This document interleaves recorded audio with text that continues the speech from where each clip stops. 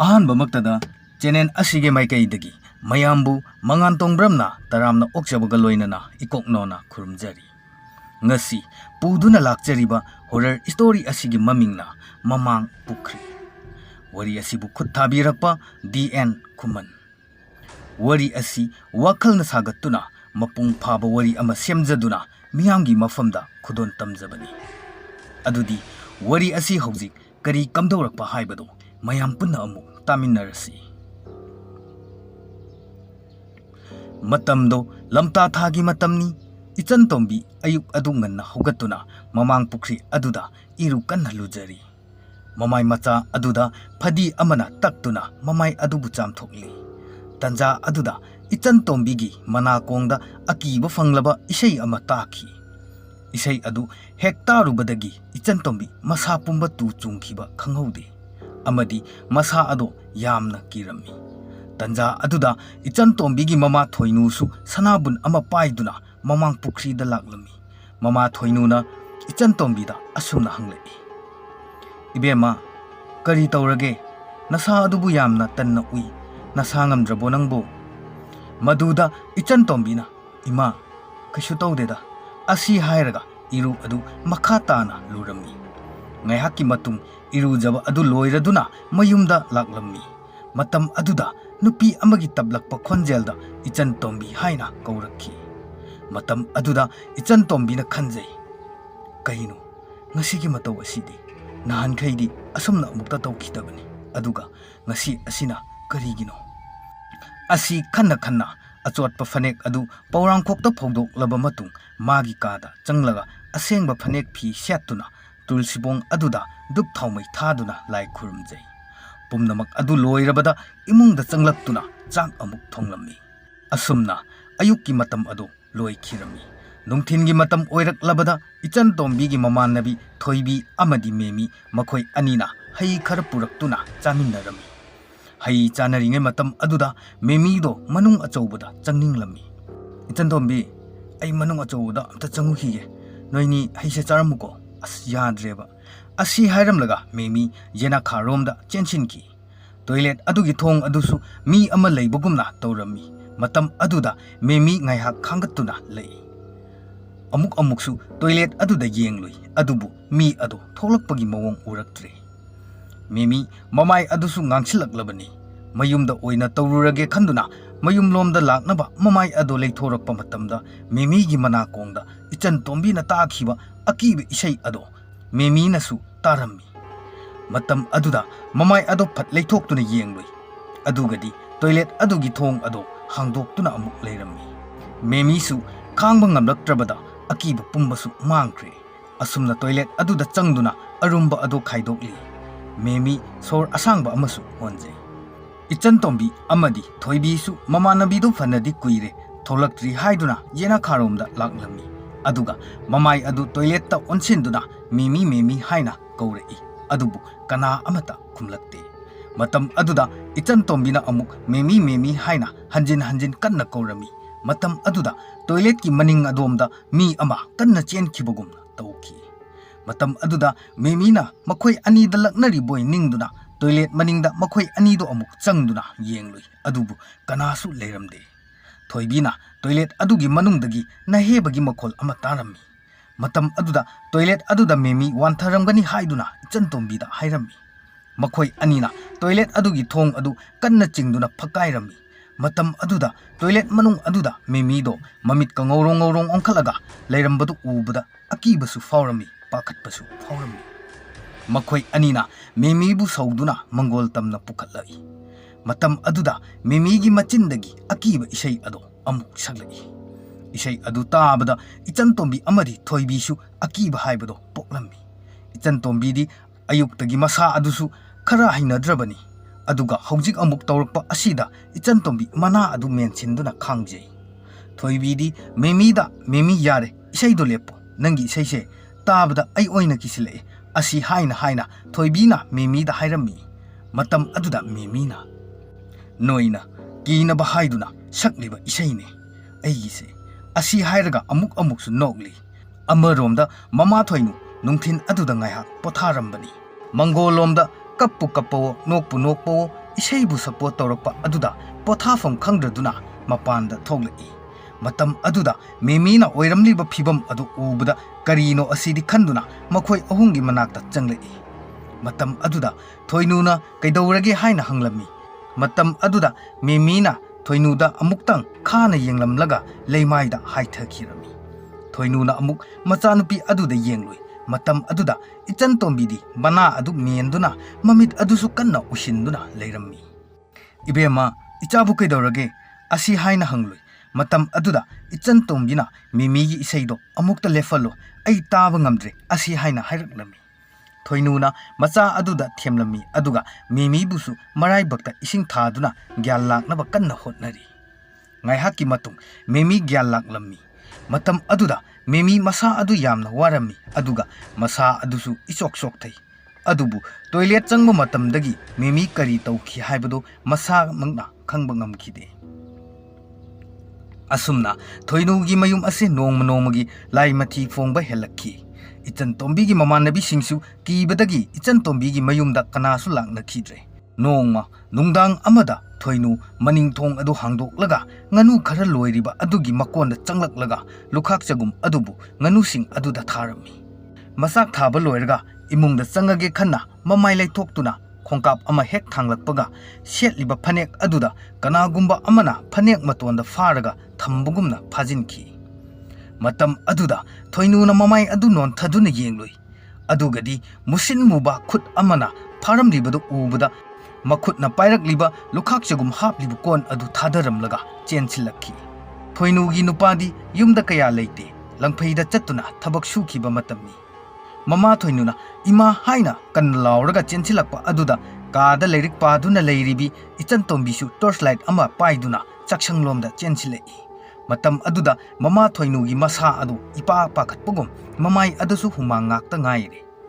ima kari amuk tawrage imagi khulawdo aidi mihulga a yogre adubu mama thoinu pakhatpa kiman khibana machanupida wa machet amaphaw haidokpa ngamda masa adu thak thak niktuna leiri tanja aduda maning yenakha aduda mai susaktana maikhu mayam ama khurakki leiri banganu khara adusu kanagumba amana phadawgi tawbugumna question chenduna leiri warak adudasu wa mayam adu gega tawduna haina humna sanabugumna tawri mama macha ado laining thoka da changduna duk maira thanduna akiba asibu ko anbiu haina khurumjari ngai hakti tamnariba ado phaba ngamlamde adubu laining thau mahakna yum adubu chetna konbi khibana lai phattaba ado tuminna amuk leikirami asumna mama masasu phamungda amuk changladuna walang amata ngangda khai tuminna hitnarami nongmasu nungdang amadani mamang pukri adomda miyoi kharana mi amabu tamthina phuba manbagi mawong kaya urami adubu manak changduna yengbadi yengkhide asumna lepa leitana yum ingkhol asida tamnarakpa maramna mama macha adusu yum adu thadoklamlaga thoinugi mapamda chatlage faw khalakle adubu lekai ahansingda thodok asigi maram hana hangkhige khanduna hanglammi matam aduda thoinu hoidi ingkhol asida leibasu kuidri aduga ingkhol nung asida kari thodok thoki haibasu khangde makhoina khangdriba adumaina lekai miyoising adunasu khanglamde adubu yum ingkhol aduda chahi taragi mamangda leiramkhiba miyoising adunadi khanglamgani haina hainarami lekai adugi ahan amana hayengse makha lekai amaiba sajau adubu kauduna yenghannaba hairami adubu mama macha adudi ahing aduga amuk yum aduda leikhini khalubada awaba amadi oirami pumnamak oirabasu numit asimadi mayum oirabasu leiningdaba haibado poklammi lekai aduda leiba maronsu thoktaba nupa amadi lei nupa adunadi matam aduda kari thokhi haibase mahaknadi khangni adubu maron thoktabada nattana iba pabasu ngamde maram aduna matam aduda thokhiba thodok adudi hojiksu kaudribani mayamdasu tamba ngamjadre asumna thoinu amadi machanupi mapamda chatlammi aduga mapamgi miyoisingdasu mayum aduda thokliba pumbado tamlammi numit asigi nungdang oiraklabada ichantombidi masa adu anam aha chubagumna tuminna hiptuna chakloiba ngairi tanja aduda mana hipliba phamung adugi nakanda paliba thongnau adomdagi mamanabi mimigi khonjelda asumna kaurei "Ichantombi, mapanda thuluo. Ai nangbu kauba lakline. Amta thuluo." Asi haina hanjin hanjin kauthokpa horakhi. Matam aduda Ichantombi hiplambadagi phuk haugatlaga mamang thong adu hangdoklaga thokhirami. Ichantombi na yum adudagi thokhiba matamda yum adugi miyoi kana amatana Ichantombi thokhiba uramde. Yum adugi mamang thong adusu Ichantombi na thokhrabada matomta amu gam launa lonsinki. Chakhumda chak thongliba thoinu nadi thong lonsinbagi makhon adu taramki. Adubu yum adugi miyoising oiramni khanduna chak adubu loisinaba makha tana thong thakpa tawri. Ichantombidi memina kaurakhiba aduda adumak memiga mahaki mayumda chatlammi. Tanja aduda lekai adugi hui kayasu kappa haurakhi. Angang apikpa kayasu lai phattaba adugi sawum phangbanara karino kanna kanna kapnarakhi. Amaromda thoinudi chak adumak thongduna leiri. Asumna Ichantombibu thawai nupi aduna memigi saklolda adumak Ichantombibu puraklami. Mama thoinugi mapamga makhoigi mayunga yamna lapnaba haiba adudi oide. Lekai amakhaktani lalibado. Asumna lakpana hojikti Ichantombi mahaki mayum yaurami. Aduga thawai nupi aduna Ichantombida sahing khara pirami. Sahing ado makhoi anina yamna hauna chaminarami. Amaromda thoinu chak thongba pungloi loiraduna mayambu chak chanaba hairami. Aroibada Ichantombi amuk kaurami. Matam aduda Ichantombidi khumlakhide. Hanjin hanjin kaurabasu khumkhidre. Mahakna hiptuna lehoba ka aduda changlakpada Ichantombidi leiba uramde. Khudakta thoinugi maupa atomba aduga tauraga yumgi akoibada koithi thirami. Adubu phangba kaubadi leikhidre. Amaromda Ichantombidi sa ahingbagi sadong adubu set-setuna chari. Amuk-amuksu kanna thawai nupi aduga nokminnari. Ichantombigi mamittadi hojiksu mahakna mamanabi memini haina adumak leiri. Aduga chariba sahing adusu ahauba achapot amani haina adumak mamit aduna uri. Tanja aduda memigi saklol lauramba thawai nupido khudak aduda mangkhirami. Matam aduda Ichantombina memi haina kauba hauраklami. Ichantombidi amuk-amuksu gyan mangba amuk-amuksu nokpa kappa tawduna leikhirami. Amaromdana mama thoinu amadi maupa aduga nungdang aduda machanupibu thiba phanglaktre. Ngaiyak amuk thibado leptuna thoinugi maupa adu tawraga mayumdaga leibra yengusi haiduna mayumlomda amuk lakminarami. Tanja aduda Ichantombigi masada thawai adudi changduna leikre. Makhoigi nganu makon adomda amuk changlaktuna nganu ama pharaga mangak adu thadattuna I chuptuna charami. Ngaihakki matung konthonglomda mi changakpa uba aduda seijinda kakhatuna nap haduna leikhirami. Matam aduda yumgi sumang yorakpada hainadaba manam kayasu namlakhi. Aduga nungsit adusu liri sittuna akiba amagi matauda oikre. Amaromda seijinda naptuna leiriba Ichantombidi hojiksu masi lengdana naptuna leiri.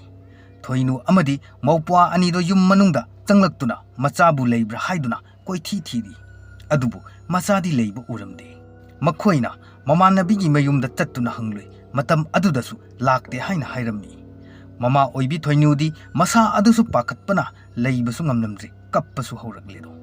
Tanja aduda Ichantombido maning thongjilda phan chongtharaklaga maning thong adu phakairaga imungdagi thauri ama puthoraktuna thoklaklami. Aduga maningi yena khada horiba u adugi mathakta amuk kakhatlami. Tanja aduda yena kharomda kanagumba ama chenki haiduna mamaga mamtonga tawraga amuk tholakhi. Matam aduda Ichantombina mama amadi mahaki mamton adubu urami. Mamaga mamtonga na yena kha aduda leptuna amuk koyeng yengduna leiringi tanja aduda kanagumba ama imunglomda amuk chensinkhiba ado urami. Matam aduda Ichantombi u adudagi amuk tapna kumdaraktuna imungda tapna changaga yumgi fairen aduda amuk kakhatuna leikre. Mamaga mamtongasu ising chingnaduna yum adugi akoiba amadi mapanda leiriba pukri aromdasu chattuna koyeng yengli. Tanja aduda imunglomda kanagumbi nupi ani wari sabagi makhon yamna tapna taba horami. Thoinuna ibungo imungda nupi ani wari sabagi makhon tai lao amta Ichantombi soidana oiramgadi asi haina haibadagi imung tamna laklami. Mamang thong adu hek hangdokpaga Ichantombido mayai kagi upu adugi mathakta pakthaduna leikre. mama aduna imung adu sinba thungna thirammi adubu phangba kaubadi leikidre mapanda amuk yena khada amuk asum mathang yenglakpada phangba kauba leikidre tanja aduda ichan tombido yungi fairen aduda thorido kisinba hokre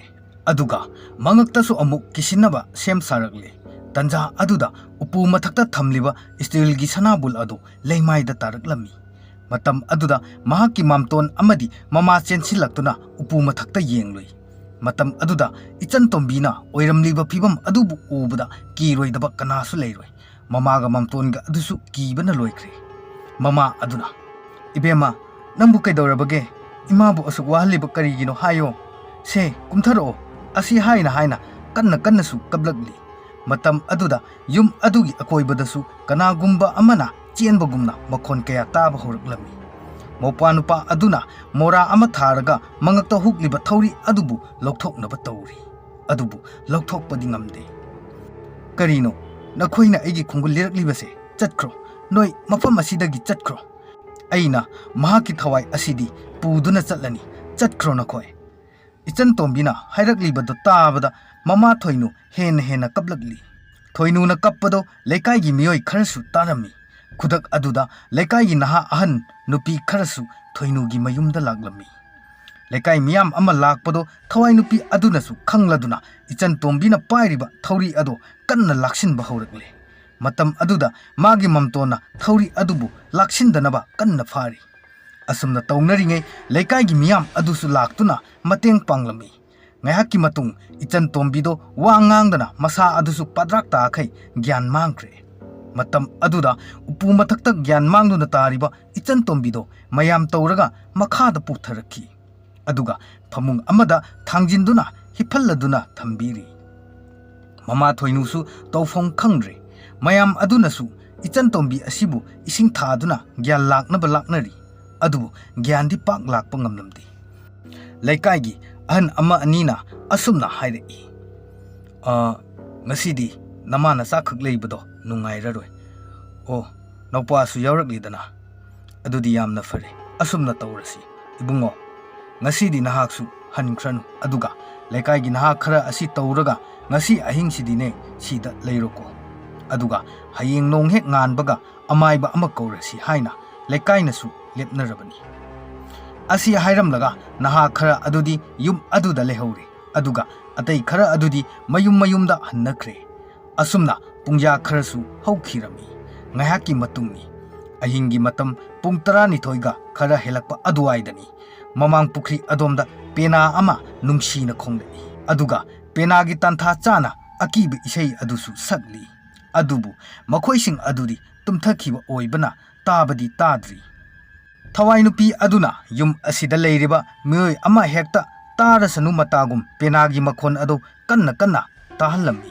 isei adusu handakti khara kanna hauna sakpa horaklami matam aduda thoinugi yumgi maning mayasida mi amana chenbagumna su tawri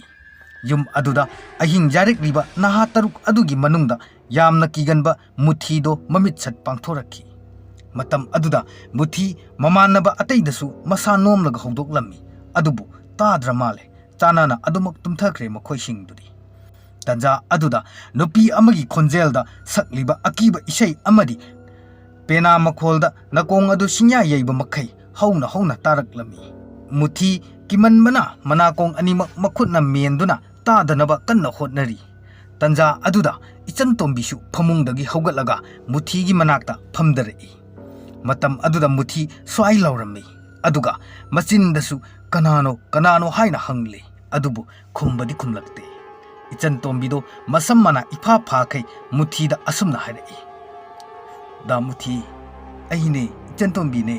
mit pangtho matam aduda muthi mamit haipet pangthoklei adugadi mitmang aduda maya higat kai ichan tombido muthida munna yenglamba aduda ima haina kanna lauramki matam aduda mamanaba mayamdo khangprek khangna phuk hogalaki bai muthi kaidorage na baibo nangna kimanba sidibako nupi de khare henjili he muthi mayamna kaidore haina hanglami matam aduda muthina ichan tombi do hojikta sida leramiba ꯑꯁꯤ ꯍꯥꯏꯅ ꯃꯌꯥꯝ ꯑꯗꯨꯗ ꯍꯥꯏꯔꯝꯃꯤ꯫ ꯃꯇꯝ ꯑꯗꯨꯗ ꯏꯆꯟꯇꯣꯝꯕꯤꯅ ꯇꯨꯝꯂꯤꯕ ꯀꯥꯒꯤ ꯄꯔꯗꯥ ꯑꯗꯨ ꯅꯨꯡꯁꯤꯠꯁꯨ ꯁꯤꯠꯇꯅ ꯐꯦꯔꯦ ꯐꯦꯔꯦ ꯍꯥꯏꯗꯨꯅ ꯂꯩ꯫ ꯑꯗꯨꯕꯨ ꯃꯌꯥꯝ ꯑꯗꯨ ꯑꯀꯤꯕꯗꯤ ꯄꯣꯛꯇꯦ꯫ ꯑꯁꯨꯝꯅ ꯃꯣꯏ ꯃꯁꯦꯟ ꯉꯥꯏꯍꯥꯛ ꯋꯥꯔꯤ ꯇꯧꯔꯤ, ꯑꯗꯨꯒ ꯑꯃꯨꯛ ꯍꯤꯞꯊꯗꯨꯅ ꯇꯨꯝꯅꯕ ꯍꯥꯏꯅ ꯇꯧꯔꯝꯃꯤ꯫ ꯃꯈꯣꯏ ꯃꯌꯥꯝ ꯑꯗꯨꯅ ꯎꯏꯔꯨꯝ ꯎꯏꯔꯨꯝ ꯇꯧꯔꯛꯄꯒ ꯄꯦꯅꯥ ꯃꯈꯣꯜ ꯑꯗꯨ ꯍꯟꯗꯛꯇꯤ ꯃꯈꯣꯏ ꯂꯣꯏꯅꯃꯛꯅ ꯇꯥꯔꯝꯃꯤ꯫ ꯃꯈꯣꯜ ꯑꯗꯨ ꯃꯨꯟꯅ ꯇꯥꯗꯨꯅ ꯂꯩꯔꯤꯉꯩ ꯑꯀꯤꯕ ꯏꯁꯩꯗꯣ ꯑꯃꯨꯛ ꯁꯛꯂꯛꯈꯤ꯫ ꯃꯇꯝ ꯑꯗꯨꯗ ꯃꯈꯣꯏ ꯃꯌꯥꯝꯗꯣ ꯃꯈꯣꯡꯗꯒꯤꯅ ꯃꯀꯣꯛ ꯐꯥꯎꯕ ꯐꯩꯖꯨꯞꯅ ꯀꯨꯞꯁꯤꯟꯗꯨꯅ ꯑꯀꯤꯕ ꯑꯗꯨꯕꯨ ꯈꯥꯡꯂꯤ꯫ ꯏꯁꯩ ꯃꯈꯣꯟ, ꯄꯦꯅꯥ ꯃꯈꯣꯟ ꯑꯗꯨꯗꯤ ꯑꯗꯨꯃꯛ ꯇꯥꯔꯤ꯫ ꯇꯟꯖꯥ ꯑꯗꯨꯗ ꯃꯈꯣꯏꯅ ꯁꯨꯞꯂꯤꯕ ꯐꯩꯖꯨꯞꯇꯣ ꯀꯅꯥꯒꯨꯝꯕ ꯑꯃꯅ ꯃꯈꯣꯡꯂꯣꯝꯗꯒꯤ ꯆꯤꯡꯕ ꯑꯃꯨꯛ ꯍꯧꯔꯛꯂꯝꯃꯤ꯫ ꯃꯈꯣꯏꯁꯤꯡ ꯑꯗꯨꯗꯤ ꯍꯦꯟꯅ ꯀꯤꯈ꯭ꯔꯦ꯫ ꯐꯩꯖꯨꯞ ꯑꯗꯨ ꯀꯟꯅ ꯀꯟꯅ ꯆꯤꯡꯕ ꯍꯧꯔꯛꯂꯦ꯫ ꯑꯗꯨꯕꯨ ꯃꯈꯣꯏ ꯃꯌꯥꯝꯅ ꯐꯩꯖꯨꯞ ꯑꯗꯨꯕꯨ ꯐꯥꯖꯤꯜꯂꯤ꯫ ꯇꯟꯖꯥ ꯑꯗꯨꯗ ꯃꯅꯤꯡ ꯃꯌꯥꯗꯁꯨ ꯅꯨꯄꯤ ꯑꯃꯅ ꯅꯤꯡꯕ ꯀꯥꯏꯕꯒꯨꯝꯅ ꯑꯃꯨꯛ ꯀꯞꯂꯛꯈꯤ꯫ ꯑꯗꯨꯝꯅ ꯀꯞꯂꯛꯄ ꯃꯇꯝ ꯑꯗꯨꯗꯗꯤ ꯃꯈꯣꯏꯒꯤ ꯐꯩꯖꯨꯞ ꯑꯗꯣ ꯑꯃꯨꯛ ꯆꯤꯡꯕ ꯂꯦꯞꯈꯤꯔꯝꯃꯤ꯫ ꯑꯁꯨꯝꯅ ꯑꯀꯤꯕ ꯃꯌꯥꯝꯒꯤ ꯃꯔꯛꯇ ꯃꯈꯣꯏ ꯅꯣꯡꯉꯥꯟꯕ ꯉꯥꯏꯔꯤ꯫ ꯑꯃꯔꯣꯝꯗ ꯏꯆꯟꯇꯣꯝꯕꯤ ꯑꯗꯨꯗꯤ ꯑꯃꯨꯛ ꯃꯄꯥꯟꯗ ꯊꯣꯛꯇꯨꯅ ꯊꯋꯥꯏ ꯅꯨꯄꯤ ꯑꯗꯨꯒ ꯄꯨꯈ꯭ꯔꯤ ꯃꯄꯥꯟꯒꯤ ꯂꯩꯄꯨꯡ ꯑꯃ ꯂꯩꯔꯤꯕꯗꯣ ꯑꯗꯨꯗ ꯂꯥꯏꯗꯤ ꯁꯥꯟꯅꯕꯒꯤ ꯃꯑꯣꯡꯗ ꯂꯩꯔꯤ꯫ ꯅꯣꯡꯉꯥꯜꯂꯝꯗꯥꯏ ꯃꯇꯝꯗ ꯃꯔꯣꯟ ꯊꯣꯛꯇꯕ ꯂꯩꯀꯥꯏ ꯑꯗꯨꯒꯤ ꯊꯣꯏꯕꯗꯤ ꯇꯨꯝꯕ ꯌꯥꯗ꯭ꯔꯗꯨꯅ ꯍꯧꯒꯠꯂꯒ ꯂꯩ꯫ ꯇꯟꯖꯥ ꯑꯗꯨꯗ ꯃꯥꯒꯤ ꯃꯅꯥꯀꯣꯡꯗ ꯀꯅꯥꯒꯨꯝꯕꯤ ꯅꯨꯄꯤ ꯑꯃꯅ ꯀꯧꯔꯛꯂꯤꯕꯗꯣ ꯇꯥꯔꯝꯃꯤ꯫ ꯅꯨꯄꯥ ꯑꯁꯤꯗꯤ ꯊꯋꯥꯏ ꯅꯨꯄꯤ ꯑꯁꯤꯅ ꯀꯔꯤꯁꯨ ꯇꯧꯕ ꯉꯝꯗꯦ, ꯃꯔꯝꯗꯤ ꯊꯋꯥꯏ ꯅꯨꯄꯤ ꯑꯁꯤꯒ ꯈꯪꯅꯖꯔꯝꯕ ꯃꯤꯁꯛꯅꯤ꯫ ꯑꯗꯨꯕꯨ ꯃꯍꯥꯛ ꯃꯄꯥꯜꯗꯗꯤ ꯊꯣꯛꯈꯤꯗ꯭ꯔꯦ꯫ ꯀꯔꯤꯒꯨꯝꯕ ꯊꯧꯗꯣꯛ ꯈꯔꯗꯤ ꯊꯣꯛꯂꯤꯕꯅꯤꯅ ꯃꯍꯥꯛ ꯃꯄꯥꯟ ꯊꯣꯛꯇꯕꯅꯤ꯫ ꯑꯗꯨꯕꯨ ꯑꯍꯤꯡ ꯈꯨꯗꯤꯡ ꯇꯨꯝꯈꯤꯗꯕꯅꯤ ꯅꯨꯄꯤ ꯑꯁꯤꯒꯤ ꯋꯥꯈꯜꯗ꯫ ꯃꯇꯝꯗꯣ ꯑꯃꯨꯛ ꯅꯧꯍꯧꯅꯅ ꯅꯤꯡꯁꯤꯡꯂꯛꯄꯒꯨꯝꯅ ꯇꯧꯖꯩ꯫ ꯑꯗꯨꯕꯨ ꯅꯤꯡꯁꯤꯡꯂꯨꯔꯒ ꯍꯦꯟꯅ ꯋꯥꯔꯛꯀꯅꯤ ꯍꯥꯏꯕꯁꯦ ꯈꯪꯕ ꯃꯔꯝꯅ ꯃꯍꯥꯛ ꯅꯤꯡꯁꯤꯡꯗꯅꯕ ꯀꯟꯅ ꯍꯣꯠꯅꯈꯤ꯫ ꯑꯃꯔꯣꯝꯗ ꯏꯆꯟꯇꯣꯝꯕꯤ ꯂꯩꯄꯨꯡ ꯑꯗꯨꯗ ꯐꯝꯂꯝꯕꯗꯒꯤ ꯑꯃꯨꯛ ꯍꯧꯒꯠꯂꯒ ꯃꯈꯨꯠ ꯑꯅꯤꯗꯨꯅ ꯊꯦꯛꯅ ꯊꯦꯛꯅ ꯖꯒꯣꯏ ꯁꯥꯕ ꯍꯧꯔꯛꯂꯝꯃꯤ꯫ ꯑꯁꯨꯝꯅ ꯂꯦꯞꯇꯅ ꯑꯃꯒꯤ ꯃꯊꯪꯗ ꯑꯃ, ꯑꯃꯒꯤ ꯃꯊꯪꯗ ꯑꯃ ꯇꯧꯔꯛꯄꯅ ꯏꯆꯟꯇꯣꯝꯕꯤꯗꯣ ꯋꯥꯔꯗꯨꯅ ꯃꯐꯝ ꯑꯗꯨꯃꯛꯇꯗ ꯂꯩꯃꯥꯏꯗ ꯇꯨꯊꯈꯤꯔꯝꯃꯤ꯫ ꯑꯁꯨꯝꯅ ꯅꯣꯡꯉꯥꯜꯂꯛꯄ ꯃꯇꯝꯗ ꯃꯃꯥ ꯊꯣꯏꯅꯨꯅ ꯏꯆꯟꯇꯣꯝꯕꯤ ꯂꯩꯔꯝꯗ꯭ꯔꯦ ꯍꯥꯏꯅ ꯃꯧꯄ꯭ꯋꯥ ꯑꯗꯨꯗꯁꯨ ꯂꯩꯔꯤꯕ ꯃꯈꯣꯏꯁꯤꯡ ꯑꯗꯨꯗꯁꯨ ꯍꯥꯏꯔꯝꯃꯤ꯫ ꯃꯃꯥꯏ ꯃꯃꯤꯠꯀ ꯇꯥꯕ ꯀꯥꯎꯈꯩ ꯃꯈꯣꯏ ꯃꯌꯥꯝꯗꯨꯅ ꯏꯆꯟꯇꯣꯝꯕꯤꯕꯨ ꯀꯣꯏꯊꯤ ꯊꯤꯔꯛꯂꯝꯃꯤ꯫ ꯑꯗꯨꯕꯨ ꯐꯪꯗ꯭ꯔꯦ꯫ ꯇꯟꯖꯥ ꯑꯗꯨꯗ ꯃꯨꯊꯤꯗꯣ ꯃꯃꯥꯡ ꯄꯨꯈ꯭ꯔꯤ ꯑꯗꯨꯗ ꯍꯥꯏꯐꯦꯠꯇꯪ ꯌꯦꯡꯂꯨꯏ꯫ ꯃꯇꯝ ꯑꯗꯨꯗ ꯅꯥꯄꯤ ꯃꯔꯛꯇ ꯀꯔꯤꯒꯨꯝꯕ ꯑꯃ ꯂꯩꯕꯒꯨꯝ ꯎꯔꯝꯃꯤ꯫ ꯃꯇꯝ ꯑꯗꯨꯗ ꯑꯇꯩꯁꯤꯡ ꯑꯗꯨꯗꯁꯨ ꯍꯥꯏꯔꯛꯂꯝꯃꯤ꯫ ꯃꯌꯥꯝ ꯑꯗꯨꯅ ꯂꯩꯄꯨꯡ ꯑꯗꯨ ꯇꯝꯅ ꯆꯪꯂꯛꯂꯝꯃꯤ꯫ ꯃꯇꯝ ꯑꯗꯨꯗ ꯏꯆꯟꯇꯣꯝꯕꯤꯗꯣ ꯅꯨꯡꯉꯥꯏꯅ ꯇꯨꯝꯕꯒꯤ ꯃꯑꯣꯡꯗ ꯍꯤꯞꯇꯨꯅ ꯂꯩ꯫ ꯅꯨꯄꯥ ꯃꯣꯏ ꯈꯔꯅ ꯏꯆꯟꯇꯣꯝꯕꯤꯕꯨ ꯃꯈꯣꯡ ꯃꯈꯨꯠ パꯏꯗꯨꯅ ꯊꯥꯡꯒꯠꯂꯝꯃꯤ꯫ ꯑꯗꯨꯕꯨ ꯄꯥꯛ ꯍꯦꯛꯇ ꯊꯥꯡꯒꯠꯄꯗꯤ ꯉꯝꯗꯦ꯫ ꯌꯦꯡꯕꯗꯗꯤ ꯃꯤ ꯄꯥꯔꯞꯀ ꯇꯧꯕꯅꯤ, ꯑꯗꯨꯒ ꯃꯣꯏ 5-6ꯅ ꯊꯥꯡꯕ ꯐꯥꯎ ꯉꯝꯗ꯭ꯔꯦ꯫ ꯑꯗꯨꯕꯨ ꯀꯟꯅ ꯍꯣꯠꯅꯗꯨꯅ ꯏꯃꯨꯡꯗ ꯋꯥꯅ ꯄꯨꯁꯤꯜꯂꯛꯈꯤ꯫ ꯇꯟꯖꯥ ꯑꯗꯨꯗ ꯃꯃꯥ ꯊꯣꯏꯅꯨ ꯄꯥꯈꯠꯄꯅ ꯒ꯭ꯌꯥꯟ ꯃꯥꯡꯈ꯭ꯔꯦ꯫ ꯑꯗꯨꯒ ꯏꯆꯟꯇꯣꯝꯕꯤꯒꯤ ꯃꯥꯝꯇꯣꯟꯗꯨꯁꯨ ꯄꯥꯈꯠꯂꯝꯃꯤ꯫ ꯃꯆꯦꯕꯨ ꯁꯦꯟꯅꯗ꯭ꯔꯥ ꯀꯔꯤ ꯇꯧꯗꯣꯏꯅꯣ ꯈꯪꯂꯝꯗ꯭ꯔꯦ꯫ ꯇꯟꯖꯥ ꯑꯗꯨꯗ ꯊꯣꯡꯒꯥꯜꯂꯣꯝꯗꯒꯤ ꯑꯉꯧꯕ ꯐꯤꯖꯣꯜ ꯁꯦꯠꯄ ꯑꯍꯟ ꯑꯃꯒ ꯂꯩꯀꯥꯏꯒꯤ ꯃꯤꯑꯣꯏ ꯈꯔꯒ ꯊꯣꯡꯒꯥꯜꯂꯣꯝꯗꯒꯤ ꯆꯪꯂꯛꯂꯝꯃꯤ꯫ ꯑꯃꯥꯏꯕ ꯑꯗꯨꯅ ꯑꯁꯨꯝ ꯆꯪꯂꯛꯄ ꯑꯗꯨꯗ ꯃꯃꯥꯡ ꯄꯨꯈ꯭ꯔꯤꯗ ꯍꯥꯏꯐꯦꯠ ꯃꯤꯠꯐꯝ ꯊꯝꯂꯨꯏ꯫ ꯃꯇꯝ ꯑꯗꯨꯗ ꯄꯨꯈ꯭ꯔꯤ ꯑꯗꯨꯒꯤ ꯃꯅꯥꯛꯇ ꯍꯧꯔꯤꯕ ꯎꯄꯥꯝꯕꯤ ꯑꯗꯨꯒꯤ ꯃꯈꯣꯡꯗ ꯃꯁꯝ ꯊꯥꯗꯣꯛꯂꯒ ꯃꯐꯤ ꯃꯔꯣꯟ ꯀꯌꯥ ꯅꯥꯇꯩ ꯆꯥꯗꯕꯤ, ꯃꯁꯛꯁꯨ ꯃꯌꯦꯛ ꯁꯦꯡꯅ ꯎꯗꯕꯤ ꯊꯋꯥꯏ ꯅꯨꯄꯤꯗꯣ ꯂꯩꯕ ꯎꯔꯝꯃꯤ꯫ ꯑꯃꯥꯏꯕ ꯑꯗꯨꯅ ꯃꯪꯒꯣꯜꯗ ꯐꯝꯂꯤ, ꯑꯗꯨꯒ ꯏꯆꯟꯇꯣꯝꯕꯤꯕꯨ ꯃꯄꯥꯟꯗ ꯄꯨꯊꯣꯔꯛꯅꯕ ꯍꯥꯏꯔꯤ꯫ ꯏꯆꯟꯇꯣꯝꯕꯤꯗꯣ ꯋꯥꯁꯨ ꯉꯥꯡꯗꯦ, ꯃꯃꯤꯠꯁꯨ ꯄꯥꯡꯗꯦ, ꯑꯗꯨꯃꯛ ꯇꯨꯝꯂꯤꯕ ꯑꯃꯒꯨꯝ ꯂꯩꯔꯤ꯫ ꯃꯪꯒꯣꯜꯗ ꯀꯧꯅꯥꯐꯛ ꯑꯃ ꯊꯥꯔꯕ ꯃꯇꯨꯡ ꯏꯆꯟꯇꯣꯝꯕꯤꯗꯣ ꯍꯤꯞꯍꯜꯂꯦ, ꯑꯗꯨꯒ ꯑꯃꯥꯏꯕ ꯑꯗꯨꯅ ꯂꯥꯏ ꯇꯤꯟꯒꯤ ꯑꯣꯏꯕ ꯂꯥꯏꯁꯣꯟ ꯀꯌꯥ ꯑꯃꯁꯨ ꯁꯣꯟꯕ ꯍꯧꯔꯛꯂꯦ꯫ ꯃꯇꯝ ꯑꯗꯨꯗ ꯏꯆꯟꯇꯣꯝꯕꯤꯗꯣ ꯑꯃꯨꯛꯁꯨ ꯃꯃꯤꯠꯇꯤ ꯄꯥꯡꯗꯕꯤ ꯅꯣꯛꯂꯛꯏ, ꯑꯗꯨꯒ ꯑꯃꯨꯛꯁꯨ ꯀꯞꯂꯛꯈꯤ꯫ ꯑꯗꯨꯕꯨ ꯃꯃꯤꯠꯇꯤ ꯄꯥꯡꯕ ꯅꯠꯇꯦ꯫ ꯑꯃꯔꯣꯝꯗ ꯊꯣꯏꯕꯁꯨ ꯏꯆꯟꯇꯣꯝꯕꯤ ꯍꯣꯏꯗ ꯑꯃꯥꯏꯕ ꯑꯃ ꯂꯥꯛꯑꯦ ꯍꯥꯏꯕ ꯑꯗꯨꯗ ꯃꯥꯁꯨ ꯂꯥꯛꯂꯝꯃꯤ꯫ ꯊꯣꯏꯕꯁꯨ ꯏꯆꯟꯇꯣꯝꯕꯤ ꯍꯣꯏꯒꯤ ꯗꯔꯤꯗ ꯐꯝꯗꯨꯅ ꯑꯃꯥꯏꯕ ꯑꯗꯨꯅ ꯇꯧꯔꯤꯕ ꯄꯨꯝꯕꯗꯣ ꯌꯦꯡꯗꯨꯅ ꯂꯩ꯫ ꯑꯃꯥꯏꯕ ꯑꯗꯨꯅ ꯇꯥꯏꯔꯦꯟ ꯃꯆꯥ ꯑꯃ ꯄꯨꯊꯣꯔꯛꯂꯒ ꯏꯁꯤꯡ ꯑꯁꯦꯡꯕꯗ ꯂꯨꯞꯂꯒ ꯏꯆꯟꯇꯣꯝꯕꯤꯗ ꯏꯁꯤꯡ ꯈꯔ ꯈꯤꯛꯂꯝꯃꯤ꯫ ꯃꯇꯝ ꯑꯗꯨꯗ ꯉꯁꯥꯏꯗꯒꯤ ꯃꯃꯤꯠ ꯄꯥꯡꯂꯝꯗꯕ ꯏꯆꯟꯇꯣꯝꯕꯤꯗꯣ ꯃꯃꯤꯠ ꯉꯥꯡꯁꯪ ꯉꯥꯡꯈꯩ ꯄꯥꯡꯊꯣꯔꯛꯂꯝꯃꯤ꯫ ꯃꯇꯝ ꯑꯗꯨꯗ ꯏꯆꯟꯇꯣꯝꯕꯤꯕꯨ ꯎꯔꯨꯕ ꯃꯤꯑꯣꯏ ꯈꯔꯗꯤ ꯈꯪꯄ꯭ꯔꯦꯛ ꯈꯪꯂꯝꯃꯤ꯫ "ꯍꯦ ꯊꯋꯥꯏ ꯃꯤꯔꯦꯟ, ꯅꯍꯥꯛꯅ ꯌꯨꯝ ꯑꯁꯤꯗ ꯀꯔꯤ ꯄꯦꯟꯗꯕ ꯂꯩꯕꯒꯤ, ꯀꯔꯤ ꯑꯄꯥꯝꯕ ꯂꯩꯕꯒꯤ ꯌꯨꯝ ꯑꯁꯤꯗ ꯑꯣꯠꯂꯤꯕꯅꯣ? ꯑꯗꯨꯒ ꯂꯩꯁꯥ ꯄꯨꯡꯀꯛ ꯐꯥꯔꯛꯄꯗꯁꯨ ꯉꯥꯏꯔꯤꯕꯤ ꯆꯍꯤ ꯅꯧꯔꯤꯕꯤ ꯏꯆꯥ ꯑꯁꯤꯗ ꯅꯍꯥꯛꯅ ꯀꯔꯤꯒꯤ ꯑꯣꯠꯄꯤꯔꯤꯕꯅꯣ? ꯉꯁꯤ ꯅꯨꯃꯤꯠꯇꯒꯤꯗꯤ ꯑꯃꯨꯛ ꯍꯟꯅ ꯑꯁꯤꯒꯨꯝꯕꯁꯦ ꯇꯧꯕ ꯌꯥꯔꯣꯏꯀꯣ? ꯑꯗꯨꯕꯨ ꯄꯦꯟꯗ꯭ꯔꯕ ꯊꯋꯥꯏ ꯑꯗꯨꯅꯗꯤ ꯌꯥꯕ ꯉꯝꯗꯦ꯫ ꯅꯨꯄꯤ ꯑꯁꯤ ꯄꯨꯔꯒ ꯆꯠꯀꯅꯤ, ꯑꯗꯨꯒ ꯃꯥꯒꯤ ꯊꯋꯥꯏꯒ ꯑꯩꯒꯤ ꯊꯋꯥꯏꯒꯅ ꯄꯨꯟꯅ ꯁꯥꯟꯅꯃꯤꯟꯅꯒꯅꯤ꯫ ꯃꯥꯒꯤ ꯊꯋꯥꯏꯁꯦ ꯄꯤꯌꯨ, ꯑꯩ ꯑꯇꯣꯞꯄ ꯑꯃꯠꯇ ꯄꯥꯝꯗꯦ꯫ ꯑꯗꯨꯒ ꯃꯥꯒꯤ ꯊꯋꯥꯏꯁꯦ ꯄꯤꯔꯕ ꯉꯁꯤꯗꯒꯤ ꯑꯩ ꯃꯈꯥ ꯇꯥꯅ ꯃꯐꯝ ꯑꯁꯤꯗ ꯑꯃꯨꯛ ꯍꯟꯅ ꯌꯦꯠꯂꯔꯣꯏ꯫ ꯊꯋꯥꯏ ꯃꯤꯔꯦꯜ ꯑꯁꯤꯅ ꯏꯆꯟ ꯇꯣꯝꯕꯤꯕꯨ ꯃꯥꯒꯤ ꯃꯔꯨꯞꯂꯣꯏ ꯑꯣꯏꯅꯤꯡꯈ꯭ꯔꯦ ꯍꯥꯏꯕ ꯑꯃꯥꯏꯕ ꯑꯗꯨꯅꯁꯨ ꯈꯪꯏ꯫ ꯑꯃꯥꯏꯕ ꯑꯗꯨꯅ ꯂꯥꯏꯔꯣꯟ ꯑꯃ ꯑꯃꯨꯛ ꯁꯣꯟꯗꯨꯅ ꯃꯃꯤꯠ ꯆꯦꯠꯅ ꯎꯏꯁꯤꯟꯗꯨꯅ ꯊꯋꯥꯏ ꯅꯨꯄꯤꯁꯤꯅ ꯄꯦꯟꯗ꯭ꯔꯤꯕ ꯑꯁꯤ ꯀꯔꯤꯒꯤꯅꯣ ꯍꯥꯏꯅ ꯂꯥꯏꯃꯤꯠ ꯊꯥꯟꯗꯨꯅ ꯌꯦꯡꯂꯝꯃꯤ꯫ ꯃꯇꯝ ꯑꯗꯨꯗ ꯑꯃꯥꯏꯕ ꯑꯁꯤꯅ ꯄꯨꯝꯅꯃꯛ ꯈꯪꯂꯝꯃꯤ꯫ ꯑꯗꯨꯕꯨ ꯑꯃꯥꯏꯕ ꯑꯁꯤꯅ ꯃꯌꯥꯝꯗ ꯍꯥꯏꯕꯁꯦ ꯊꯥꯖꯗꯕ ꯀꯌꯥꯁꯨ ꯌꯥꯎꯔꯛꯀꯅꯤ꯫ ꯃꯔꯝ ꯑꯁꯤꯅ ꯑꯁꯨꯝꯅ ꯊꯋꯥꯏ ꯑꯗꯨꯗ ꯍꯥꯏꯔꯛꯏ, ꯊꯋꯥꯏ ꯃꯤꯔꯦꯟ, ꯅꯍꯥꯛꯅ ꯍꯥꯏꯔꯤꯕꯗꯣ ꯌꯥꯗꯦ꯫ ꯃꯔꯝꯗꯤ ꯅꯍꯥꯛꯇꯤ ꯑꯁꯤꯕ ꯍꯥꯏꯕꯗꯣ ꯑꯣꯏꯔꯕꯅꯤ, ꯑꯗꯨꯒ ꯏꯆꯥ ꯑꯁꯤꯗꯤ ꯍꯤꯡꯂꯤꯕ ꯑꯃꯅꯤ꯫ ꯑꯁꯤꯕꯒ ꯑꯆꯪꯕꯒ ꯂꯣꯏꯅꯕ ꯌꯥꯗꯦ, ꯁꯣꯛꯅ ꯁꯝꯅꯕꯁꯨ ꯌꯥꯗꯦ꯫ ꯃꯔꯝ ꯑꯗꯨꯅ ꯅꯍꯥꯛꯀꯤ ꯊꯋꯥꯏꯅ ꯄꯦꯟꯅꯕ ꯀꯔꯤ ꯇꯧꯖꯧ ꯍꯥꯏꯕꯒꯦ? ꯊꯋꯥꯏ ꯅꯍꯥꯛꯅ ꯑꯄꯥꯝꯕꯗꯣ ꯑꯃꯥꯏꯕ ꯑꯩꯅ ꯄꯥꯡꯊꯣꯛꯀꯅꯤ꯫ ꯑꯁꯦꯡꯕꯗꯣ ꯍꯥꯏꯌꯨ, ꯀꯔꯤ ꯄꯥꯝꯕꯒꯦ? ꯃꯇꯝ ꯑꯗꯨꯗ ꯏꯆꯟ ꯇꯣꯝꯕꯤ ꯐꯝꯗꯨꯅ ꯀꯞꯂꯤ꯫ ꯃꯌꯥꯝ ꯑꯗꯨꯁꯨ ꯍꯧꯖꯤꯛꯇꯤ ꯈꯪꯂꯦ ꯃꯗꯨꯗꯤ ꯏꯆꯟ ꯇꯣꯝꯕꯤꯒꯤ ꯍꯛꯆꯥꯡꯗ ꯊꯋꯥꯏ ꯃꯤꯔꯦꯟ ꯑꯁꯤ ꯆꯪꯗꯨꯅ ꯂꯩꯔꯦ ꯍꯥꯏꯕ ꯑꯁꯤ꯫ ꯃꯇꯝ ꯑꯗꯨꯗ ꯏꯆꯟ ꯇꯣꯝꯕꯤꯒꯤ ꯃꯤꯠꯌꯦꯡꯗꯣ ꯗꯔꯤꯗ ꯐꯝꯂꯤꯕ ꯊꯣꯏꯕꯗ ꯌꯦꯡꯂꯛꯏ, ꯑꯗꯨꯒ ꯃꯃꯤꯠ ꯑꯗꯨꯁꯨ ꯃꯄꯤꯅ ꯄꯨꯡꯆꯣꯠ ꯆꯣꯠꯈꯩ ꯍꯧꯈ꯭ꯔꯕ ꯋꯥꯔꯤ ꯑꯃ ꯂꯤꯕ ꯍꯧꯔꯛꯂꯝꯃꯤ꯫ ꯃꯇꯝꯗꯣ ꯊꯥꯗꯣꯏ ꯆꯍꯤ 12 ꯍꯥꯏꯔꯛꯂꯦ꯫ ꯃꯇꯝ ꯑꯗꯨꯗ ꯃꯍꯥꯛꯀ ꯈꯪꯅꯖꯕ ꯊꯣꯏꯕꯗꯤ ꯆꯍꯤ 16 ꯁꯨꯔꯦ꯫ ꯃꯈꯣꯏ ꯑꯅꯤ ꯌꯥꯝꯅ ꯅꯨꯡꯁꯤꯅꯩ, ꯑꯔꯩ ꯂꯩꯇ ꯇꯥꯟꯅꯗꯨꯅ ꯂꯩꯁꯥ ꯄꯥꯈꯪ ꯑꯣꯏꯔꯤꯉꯩ ꯃꯇꯝ ꯑꯗꯨꯗ ꯑꯗꯨꯛꯀꯤ ꯃꯇꯤꯛ ꯅꯛꯅ ꯂꯣꯏꯅꯩ꯫ ꯑꯗꯨꯕꯨ ꯊꯣꯏꯕꯅ ꯊꯥꯗꯣꯏꯒꯤ ꯃꯐꯝꯗ ꯅꯠꯇꯕ ꯂꯤꯆꯠ ꯆꯠꯈꯤꯗꯦ, ꯑꯔꯥꯟꯕ ꯃꯤꯠꯌꯦꯡꯁꯨ ꯌꯦꯡꯈꯤꯗꯦ꯫ ꯃꯔꯝ ꯑꯗꯨꯅ ꯊꯥꯗꯣꯏꯅ ꯊꯣꯏꯕꯕꯨ ꯌꯥꯝꯅ ꯅꯨꯡꯁꯤꯔꯝꯃꯤ꯫ ꯃꯇꯝ ꯑꯗꯨꯗ ꯊꯥꯗꯣꯏ ꯍꯣꯏꯒ ꯊꯪꯅꯅ ꯂꯩꯔꯤꯕ ꯃꯥꯝꯃ ꯄꯨꯛꯆꯥꯎꯒꯤ ꯃꯆꯥꯅꯨꯄꯥ ꯑꯅꯤꯅꯤ꯫ ꯃꯆꯥ ꯑꯍꯟ ꯑꯗꯨꯒ ꯑꯇꯣꯝꯕ ꯑꯗꯨꯒꯅ ꯊꯥꯗꯣꯏꯕꯨ ꯌꯥꯝꯅ ꯄꯥꯝꯂꯝꯃꯤ,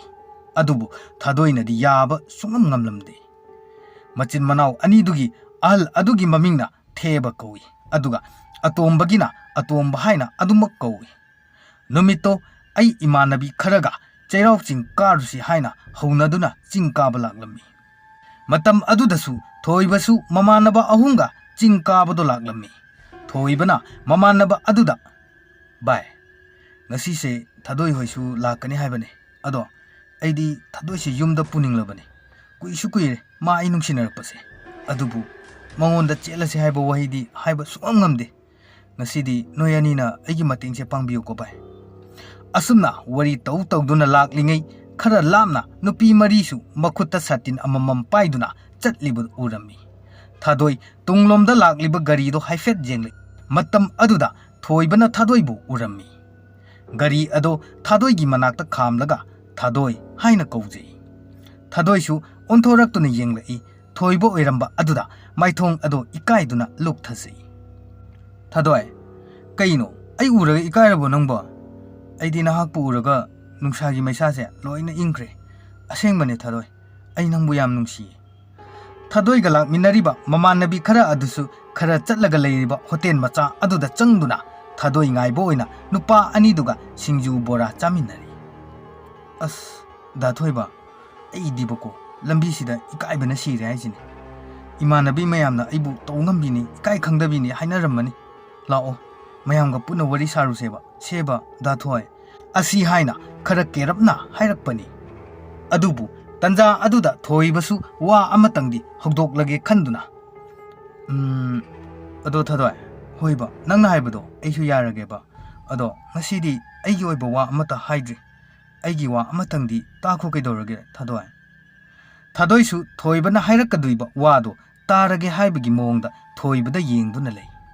ꯊꯣꯏꯕ ꯃꯥꯒꯤ ꯍꯥꯏꯅꯤꯡꯂꯤꯕ ꯋꯥ ꯄꯨꯝꯕ ꯍꯥꯏꯕ ꯍꯧꯔꯛꯂꯝꯃꯤ꯫ ꯊꯥꯗꯣꯏ, ꯑꯩ ꯅꯪꯁꯦ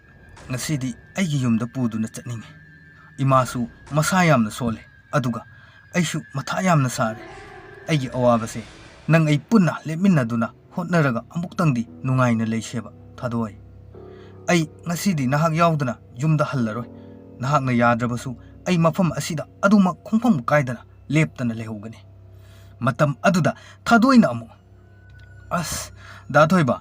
aisu khangeba adubu sajibu tha si loibaga ai da thoibana haibadu yarageba sajibu tha se phiroisu tai aduga mathangi tha pangkhalakpada oina ikhongna thongna nanakta oina la ageba asi haiduna nungsina na wari saduna leiringai machin manau aniduna uthokre matam aduda theba amadi atomba mai hauna saukre kudak aduda theba amadi atomba makoi ani gi nakta changlak tadoi kaino lambi sida tawrise lekai gi nabung naw pa mayam singi mamangda ikaiba khangre ne natra nangbu ijat ka amata leitaba nupi haiduro ha nasagi ijat leitaba oiragadi lao khoini gi tungilo asi hairaga usittaba minok nokli matam aduda thoibana thebagi mamaida kinna thinki adudagi atombadasu amuk thilli machin manawdo makok ngawrami khangawdana sapu kanna thilakpa aduda makhoi anina leimaida ta duna leiringai thadoi amadi thoibasu hotel aduda changlaklaga ngek famthai aduga machin adu phi kamduna khoisauna duna lei mamanaba ani duna thoibada bai thoiba kedorage nachin duna khungmuka tungkhai suktoklaga leidubo tawnuko adu kuina nungsinaraga kaisu nataba amagi damak saunanuko noene asi haina mamanaba ani duna hairami mamanaba ani dunadi thadoida chelasi haibada thadoina yaramaroi adugi saunaribo oiramni khallaga haibani adubu adugi dinate haibase moi anina khanglamde amaromda mamanabi ataidunasu thadoi thadoi noini sidibako adu kuina nungsinaraga adumaina paithoknaraga leiradi kamaina tawduinoba chap manai mamanabi singduna khalliba mamanaba singduna khallibase chensi haiba yadabagi saunabani haina aduma khanjaki ngayhaki matung mafam aduda gari adu khamlamlaga makhoi ching kaba horami thadoidi thoibada adumak yengduna ching adu kajai pakhang leisa anidugi nungsi marina chetkibana thot nauraba thadoigi khudang adu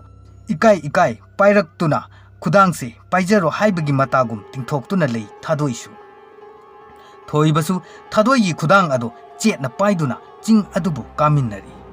ngayhaki matung numitsu tarak tawre aduna makhoi chingdagi kumlaklaga hotel aduda amuk laklammi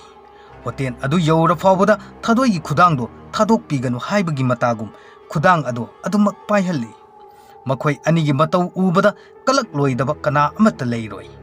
makhoi ani pukchen thamoi masak khangna nungsinarapani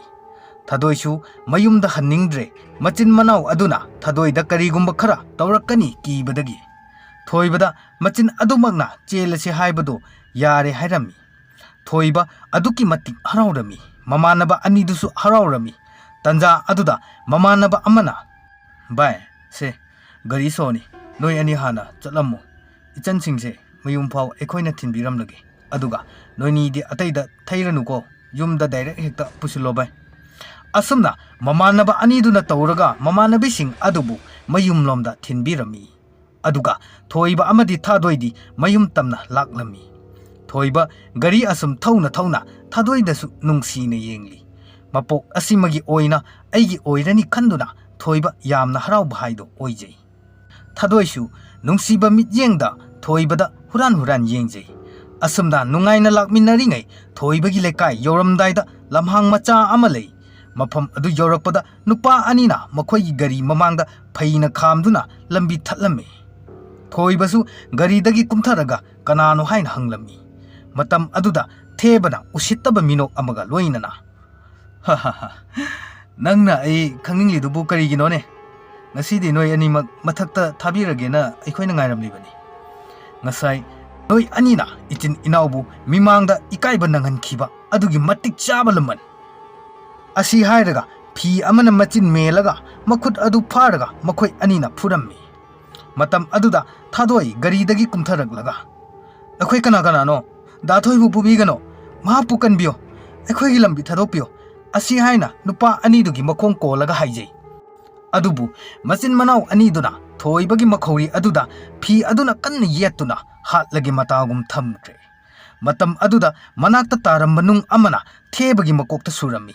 theba ngayhakti makok adu ngaurami adubu thoibagi mangakta yeliba phi adudi sumtha thadokti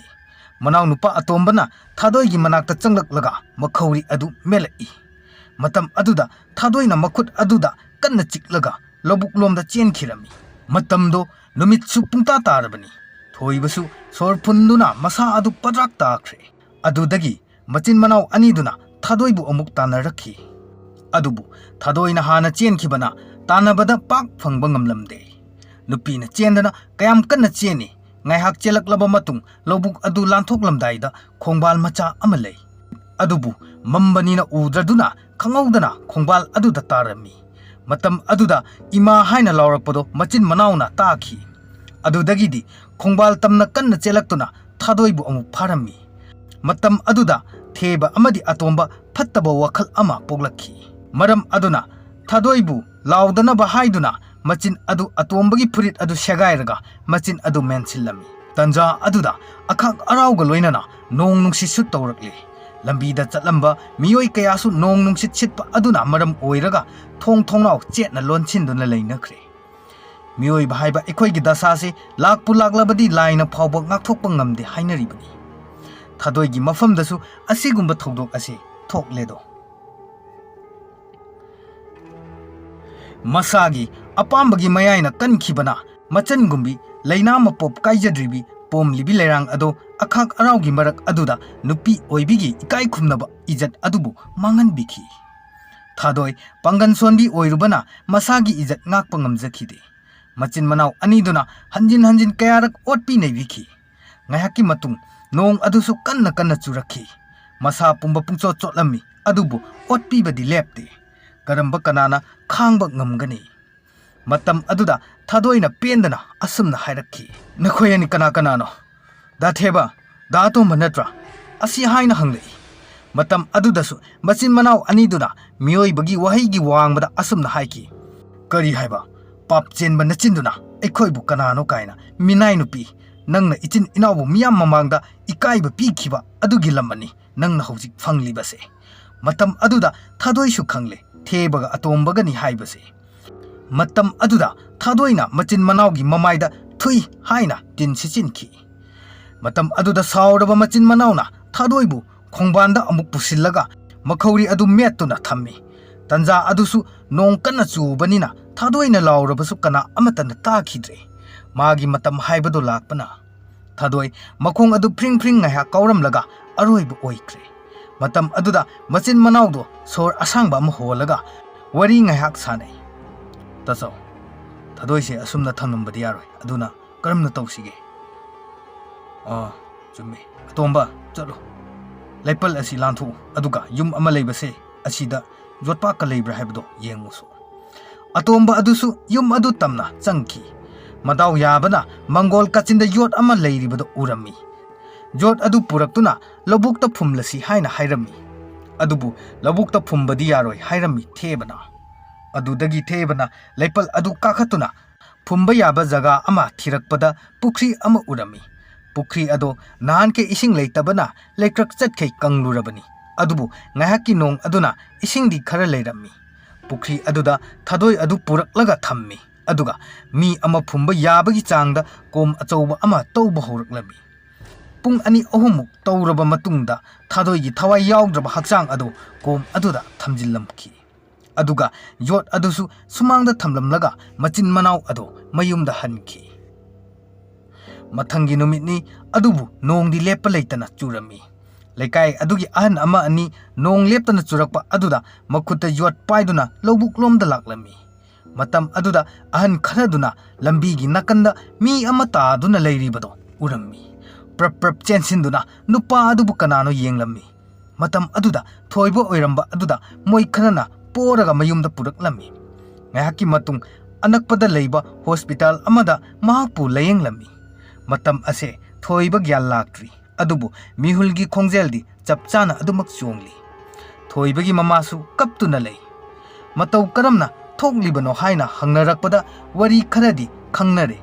thadoibu thebana chelakpani adubu mayum yaudringai kanagumba kharana asigumba awabase tahanba oiramganina leinakhre thoibase karamba mino haibase nupi asigi ahallaman singnasu khangi aduga thoibagi leikaigi minasu khangi nongmanini hogjinkre matam aduda thoiba gyal lakle ꯊꯣꯏꯕꯗꯒꯤ ꯑꯆꯨꯝꯕ ꯈꯪꯅꯤꯡꯂꯝꯕ ꯅꯨꯄꯤ ꯃꯌꯨꯝꯒꯤ ꯃꯤꯑꯣꯏ ꯈꯔꯅ ꯊꯣꯏꯕꯗ ꯃꯇꯧ ꯀꯔꯝꯅ ꯊꯣꯛꯈꯤ ꯍꯥꯏꯅ ꯍꯪꯂꯨꯕꯗꯗꯤ ꯃꯔꯣꯟ ꯊꯣꯛꯂꯝꯈꯤꯗ꯭ꯔꯦ ꯊꯣꯏꯕꯗꯤ꯫ ꯃꯈꯨꯠ ꯑꯗꯨꯅ ꯃꯈꯧꯔꯤ ꯑꯗꯨꯗ ꯄꯥꯏꯔꯒ ꯀꯤꯠ ꯀꯤꯠ ꯅꯝꯂꯤ, ꯑꯗꯨꯕꯨ ꯃꯔꯣꯟꯗꯤ ꯊꯣꯛꯈꯤꯗ꯭ꯔꯦ꯫ ꯑꯁꯦꯡꯕ ꯑꯗꯣ ꯏꯔꯒ ꯈꯪꯍꯟꯅꯤꯡꯉꯤ, ꯑꯗꯨꯕꯨ ꯏꯕ ꯄꯥꯕ ꯍꯩꯇꯕ ꯃꯔꯝꯅ ꯎꯄꯥꯏ ꯑꯃꯠꯇ ꯂꯩꯈꯤꯗ꯭ꯔꯦ꯫ ꯑꯗꯨꯕꯨ ꯊꯥꯗꯣꯏꯗꯤ ꯀꯗꯥꯏꯗ ꯂꯩꯈ꯭ꯔꯦ ꯍꯥꯏꯕꯁꯦ ꯀꯅꯥ ꯑꯃꯠꯇꯅꯁꯨ ꯈꯪꯈꯤꯗ꯭ꯔꯦ꯫ ꯃꯇꯝꯗꯤ ꯑꯁꯨꯝ ꯍꯧꯖꯤꯟꯈꯤ, ꯑꯗꯨꯕꯨ ꯀꯅꯥ ꯑꯃꯠꯇꯅ ꯃꯗꯨꯒꯤ ꯋꯥꯔꯤ ꯁꯥꯅꯈꯤꯗ꯭ꯔꯦ꯫ ꯃꯇꯝ ꯑꯗꯨꯗꯒꯤ ꯉꯁꯤ ꯐꯥꯎꯕ ꯑꯩꯒꯤ ꯊꯋꯥꯏ ꯑꯁꯤꯅ ꯃꯈꯣꯏ ꯑꯅꯤꯕꯨ ꯂꯃꯟ ꯈꯨꯝꯅꯤꯡꯕꯅꯤ, ꯑꯗꯨꯕꯨ ꯑꯁꯤꯕ ꯊꯋꯥꯏ ꯑꯣꯏꯕꯅ ꯃꯈꯣꯏꯗ ꯁꯣꯛꯄ ꯄꯥꯏꯕ ꯉꯝꯗꯦ꯫ ꯑꯩꯒꯤ ꯊꯋꯥꯏ ꯑꯁꯤꯅ ꯃꯆꯤꯟ ꯃꯅꯥꯎꯒꯤ ꯃꯁꯥꯗ ꯆꯪꯕꯁꯨ ꯉꯝꯗꯦ꯫ ꯑꯩꯒꯤ ꯊꯋꯥꯏ ꯑꯁꯤꯅ ꯆꯪꯕ ꯉꯝꯂꯤꯕ ꯍꯥꯏꯕꯕꯨ ꯅꯨꯄꯤ ꯃꯆꯥ ꯑꯁꯤꯗ ꯈꯛꯇꯅꯤ꯫ ꯑꯁꯤ ꯍꯥꯏꯔꯒ ꯀꯟꯅ ꯀꯟꯅ ꯑꯃꯨꯛ ꯀꯞꯂꯛꯈꯤ꯫ ꯃꯇꯝ ꯑꯗꯨꯗ ꯊꯣꯏꯕꯁꯨ ꯀꯞꯂꯛꯈꯤ꯫ ꯂꯩꯔꯤꯕ ꯃꯤꯌꯥꯝ ꯑꯗꯣ ꯊꯣꯏꯕꯅ ꯀꯞꯂꯛꯄ ꯑꯗꯨꯗ ꯂꯣꯏꯅ ꯌꯦꯡꯅꯔꯛꯏ꯫ ꯊꯣꯏꯕ ꯏꯆꯟꯇꯣꯝꯕꯤꯒꯤ ꯃꯅꯥꯛꯇ ꯆꯪꯂꯛꯂꯒ ꯅꯣꯝ ꯅꯣꯝꯗꯨꯅ "ꯅꯍꯥꯛꯀꯤ ꯊꯋꯥꯏꯗꯣ ꯑꯉꯥꯡ ꯑꯁꯤꯗ ꯆꯪꯒꯅꯨ, ꯊꯣꯛꯈ꯭ꯔꯣ" ꯍꯥꯏꯅ ꯍꯥꯏꯔꯤ꯫ ꯃꯇꯝ ꯑꯗꯨꯗ ꯏꯆꯟꯇꯣꯝꯕꯤꯗꯤ ꯀꯟꯅ ꯑꯗꯨꯃꯛ ꯀꯞꯂꯤ꯫ ꯃꯤꯌꯥꯝ ꯑꯗꯨꯁꯨ ꯊꯃꯣꯏ ꯀꯥꯏꯕ ꯍꯥꯏꯕꯗꯣ ꯑꯣꯏꯔꯝꯃꯤ꯫ ꯉꯁꯥꯏꯗꯒꯤ ꯊꯋꯥꯏ ꯑꯗꯨꯅ ꯂꯤꯔꯛꯂꯤꯕ ꯋꯥꯔꯤ ꯑꯗꯨꯕꯨ ꯇꯥꯕꯗ ꯃꯆꯤꯟ ꯃꯅꯥꯎ ꯑꯗꯨꯕꯨ ꯍꯥꯠꯅꯤꯡꯕꯁꯨ ꯐꯥꯎꯔꯝꯃꯤ꯫ ꯑꯗꯨꯕꯨ ꯀꯔꯝꯅ ꯍꯦꯛꯇ ꯍꯥꯠꯂꯨꯒꯅꯤ? ꯃꯤ ꯍꯥꯠꯄ ꯍꯥꯏꯕꯁꯦ ꯍꯦꯛꯇ ꯌꯥꯕ ꯅꯠꯇꯦ꯫ ꯑꯃꯥꯏꯕ ꯑꯗꯨꯅ "ꯃꯌꯥꯝ ꯇꯨꯃꯤꯟꯅ ꯑꯃꯨꯛꯇ ꯂꯩꯕꯤꯌꯨ, ꯑꯩ ꯊꯋꯥꯏ ꯑꯁꯤꯒ ꯑꯔꯣꯏꯕ ꯋꯥ ꯍꯥꯏꯅꯒꯦ" ꯑꯁꯤ ꯍꯥꯏꯔꯒ ꯃꯌꯥꯝ ꯑꯗꯣ ꯃꯐꯝ ꯑꯗꯨꯗꯒꯤ ꯈꯔ ꯊꯣꯛꯍꯟꯈꯤꯔꯝꯃꯤ꯫ ꯑꯃꯥꯏꯕ ꯑꯗꯨꯅ "ꯐꯔꯦ, ꯍꯧꯖꯤꯛꯇꯤ ꯅꯍꯥꯛꯀꯤ ꯑꯄꯥꯝꯕꯗꯣ ꯁꯣꯏꯗꯅ ꯊꯨꯡꯂꯒꯅꯤ" ꯑꯁꯤ ꯍꯥꯏꯔꯒ ꯂꯥꯏꯁꯣꯟ ꯑꯃ ꯁꯣꯟꯈꯤꯔꯝꯃꯤ꯫ ꯂꯥꯏꯁꯣꯟ ꯑꯗꯨꯗꯤ ꯃꯆꯤन ꯃꯅꯥꯎꯒꯤ ꯊꯋꯥꯏꯃꯤ ꯀꯧꯊꯣꯛꯄꯒꯤꯅꯤ꯫ "ꯏꯕꯦꯝꯃ, ꯍꯧꯖꯤꯛꯇꯤ ꯅꯍꯥꯛꯀꯤ ꯅꯤꯡꯕ ꯁꯣꯏꯗꯅ ꯊꯨꯡꯂꯒꯅꯤ, ꯑꯗꯨꯅ ꯅꯨꯄꯤ ꯃꯆꯥ ꯑꯁꯤꯗꯒꯤ ꯊꯣꯛꯄꯤꯔꯣ꯫ ꯑꯉꯥꯡ ꯑꯁꯤꯒꯤ ꯃꯃꯥꯁꯨ ꯀꯞꯇꯨꯅ ꯋꯥꯅ ꯂꯦꯜꯂꯦꯗꯣ꯫ ꯍꯣꯔꯦꯟ ꯅꯨꯡꯗꯥꯡ ꯑꯊꯦꯡꯕꯗ ꯅꯍꯥꯛꯀꯤ ꯅꯅꯥꯛꯇ ꯃꯆꯤन ꯃꯅꯥꯎꯒꯤ ꯊꯋꯥꯏꯃꯤ ꯂꯥꯛꯀꯅꯤ꯫ ꯃꯇꯝ ꯑꯗꯨꯗ ꯅꯍꯥꯛꯅ ꯃꯈꯣꯏꯒꯤ ꯃꯪꯂꯥꯟꯗ ꯃꯉꯛ ꯑꯗꯨ ꯃꯦꯠꯇꯨꯅ ꯃꯈꯣꯏ ꯑꯅꯤꯃꯛ ꯍꯥꯠꯄ ꯉꯝꯂꯒꯅꯤ꯫ ꯃꯈꯣꯏ ꯑꯅꯤꯒꯤ ꯊꯋꯥꯏꯅ ꯃꯄꯥꯟ ꯊꯣꯛꯂꯤꯉꯩ ꯈꯣꯡꯂꯩ ꯊꯨꯅ ꯃꯉꯛꯇ ꯃꯦꯠꯀꯗꯕꯅꯤꯀꯣ꯫ ꯑꯗꯨꯒꯤ ꯃꯇꯨꯡ ꯅꯍꯥꯛꯀꯤ ꯊꯋꯥꯏ ꯑꯁꯤ ꯂꯩꯔꯝꯂꯦꯟꯗ ꯏꯪꯅ ꯆꯤꯛꯅ ꯂꯩꯔꯨꯅꯕ ꯑꯩꯅ ꯑꯃꯨꯛ ꯍꯣꯠꯅꯒꯅꯤ꯫ ꯑꯃꯥꯏꯕ ꯑꯁꯤꯒꯤ ꯋꯥꯐꯝ ꯑꯁꯤꯗ ꯊꯥꯗꯣꯏꯒꯤ ꯊꯋꯥꯏ ꯑꯗꯨꯅꯁꯨ ꯄꯦꯜꯂꯗꯨꯅ ꯏꯆꯟꯇꯣꯝꯕꯤꯗꯒꯤ ꯊꯣꯛꯈꯤꯔꯝꯃꯤ꯫ ꯃꯇꯝ ꯑꯗꯨꯗ ꯏꯆꯟꯇꯣꯝꯕꯤꯗꯤ ꯒ꯭ꯌꯥꯟ ꯃꯥꯡꯗꯨꯅ ꯇꯥꯗꯨꯅ ꯂꯩꯈ꯭ꯔꯦ꯫ ꯑꯃꯥꯏꯕ ꯑꯗꯨꯅ ꯀꯟꯅ ꯍꯣꯠꯅꯔꯕ ꯃꯇꯨꯡ ꯒ꯭ꯌꯥꯟ ꯂꯥꯛꯇꯨꯅ ꯏꯃꯨꯡꯗ ꯄꯣꯊꯥꯈꯤꯔꯝꯃꯤ꯫ ꯑꯁꯨꯝꯅ ꯅꯨꯃꯤꯠ ꯑꯁꯤꯒꯤ ꯑꯍꯤꯡꯗꯗꯤ ꯊꯣꯏꯅꯨ ꯌꯨꯝꯒꯤ ꯊꯣꯡ ꯊꯣꯡꯅꯥꯎ ꯆꯦꯠꯅ ꯂꯣꯟꯗꯨꯅ ꯂꯩ, ꯑꯗꯨꯒ ꯃꯆꯥꯕꯨ ꯀꯣꯟꯗꯨꯅ ꯇꯨꯝꯂꯤ꯫ ꯊꯣꯏꯅꯨꯒꯤ ꯃꯧꯄꯥ ꯑꯗꯨꯁꯨ ꯍꯟꯈꯤꯗ꯭ꯔꯦ, ꯌꯨꯝ ꯑꯗꯨꯗ ꯂꯩꯔꯝꯃꯤ꯫ ꯑꯁꯨꯝꯅ ꯑꯍꯤꯡꯒꯤ ꯃꯇꯝ ꯑꯣꯏꯔꯛꯂꯕꯗ ꯊꯦꯕ ꯑꯃꯗꯤ ꯑꯇꯣꯝꯕꯒꯤ ꯊꯋꯥꯏꯃꯤ ꯑꯗꯣ ꯑꯃꯥꯏꯕ ꯑꯗꯨꯅ ꯃꯄꯥꯟꯗ ꯊꯣꯛꯍꯟꯈ꯭ꯔꯦ꯫ ꯃꯇꯝ ꯑꯗꯨꯗ ꯑꯃꯥꯏꯕ ꯑꯗꯨꯗꯤ ꯊꯣꯏꯅꯨꯒꯤ ꯃꯪꯒꯣꯜꯗ ꯀꯅꯥ ꯈꯪꯍꯟꯗ ꯂꯥꯛꯂꯤꯕꯅꯤ, ꯑꯗꯨꯒ ꯂꯨꯝꯗꯨꯅ ꯂꯩꯔꯤ꯫ ꯊꯋꯥꯏꯃꯤ ꯑꯅꯤꯃꯛ ꯃꯐꯝ ꯑꯗꯨ ꯍꯦꯛ ꯌꯧꯔꯛꯄꯒ ꯑꯃꯥꯏꯕ ꯑꯗꯨꯅ ꯂꯥꯏꯁꯣꯟ ꯑꯃ ꯁꯣꯜꯂꯒ ꯐꯥꯖꯤꯟꯗꯨꯅ ꯊꯝꯂꯝꯃꯤ꯫ ꯇꯥꯟꯖꯥ ꯑꯗꯨꯗ ꯊꯥꯗꯣꯏꯁꯨ ꯃꯆꯤन ꯃꯅꯥꯎꯒꯤ ꯐꯃꯥꯡꯗ ꯂꯦꯞꯇꯨꯅ ꯃꯆꯤन ꯃꯅꯥꯎꯒꯤ ꯃꯈꯧꯔꯤ ꯑꯗꯣ ꯃꯦꯠꯂꯝꯃꯤ꯫ ꯃꯈꯣꯏ ꯑꯅꯤꯒꯤ ꯊꯋꯥꯏ ꯑꯗꯨꯁꯨ ꯑꯃꯥꯏꯕ ꯑꯁꯤꯅ ꯐꯥꯖꯤꯟꯈꯤꯕꯗ ꯍꯛꯆꯥꯡꯗ ꯑꯃꯨꯛ ꯆꯪꯕ ꯉꯝꯈꯤꯗ꯭ꯔꯦ꯫ ꯊꯥꯗꯣꯏꯒꯤ ꯊꯋꯥꯏ ꯑꯗꯨꯅ ꯑꯃꯨꯛꯇꯪ ꯄꯦꯟꯅ ꯅꯣꯛꯂꯝꯂꯒ ꯄꯨꯈ꯭ꯔꯤ ꯑꯗꯨꯗ ꯑꯃꯨꯛ ꯄꯥꯏꯔꯛꯂꯝꯃꯤ꯫ ꯃꯇꯝ ꯑꯗꯨꯗ ꯃꯆꯤन ꯃꯅꯥꯎꯒꯤ ꯊꯋꯥꯏꯗꯨꯁꯨ ꯑꯍꯥꯡꯕ ꯑꯗꯨꯗ ꯀꯣꯏꯄꯥꯏ ꯄꯥꯏꯗꯨꯅ ꯂꯩꯔꯤ꯫ ꯑꯃꯥꯏꯕ ꯑꯗꯨꯅ ꯊꯥꯗꯣꯏꯗ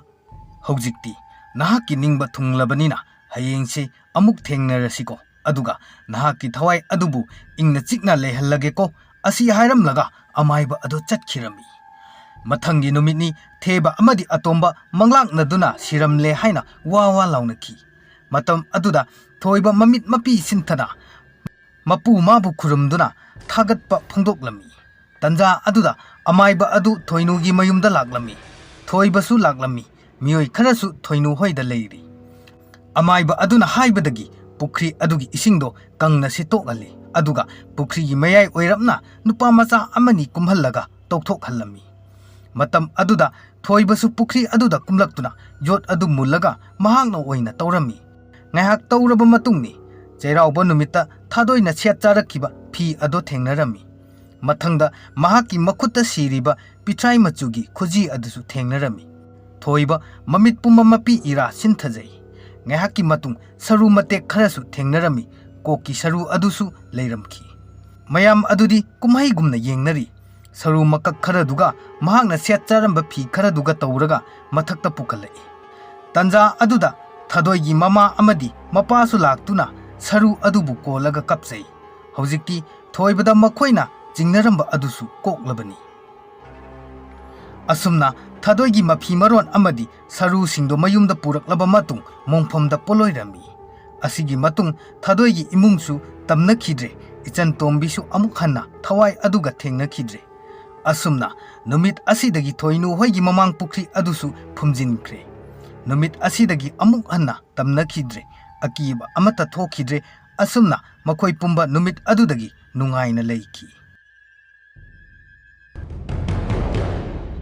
ꯋꯥꯔꯤ ꯑꯁꯤ ꯃꯇꯥꯡ ꯑꯁꯤꯗ ꯂꯣꯏꯁꯤꯟꯖꯔꯦ꯫ ꯋꯥꯔꯤ ꯑꯁꯤ ꯄꯥꯊꯣꯛꯆꯔꯛꯄ ꯃꯇꯝꯗ ꯁꯣꯏꯈꯤ ꯂꯥꯟꯈꯤꯕ ꯀꯌꯥ ꯌꯥꯎꯔꯕꯁꯨ ꯇꯥꯕꯤꯔꯤꯕꯁꯤꯡꯅ ꯄꯨꯛꯆꯦꯜ ꯆꯥꯎꯅ ꯉꯥꯛꯄꯤꯌꯨ ꯍꯥꯏꯅ ꯃꯉꯥꯟ ꯇꯣꯡꯕ꯭ꯔꯝꯅ ꯏꯀꯣꯛ ꯅꯣꯟꯅ ꯑꯃꯨꯛ ꯏꯈꯨꯠ ꯑꯅꯤ ꯂꯣꯟꯅꯗꯨꯅ ꯈꯨꯔꯨꯝꯖꯔꯤ꯫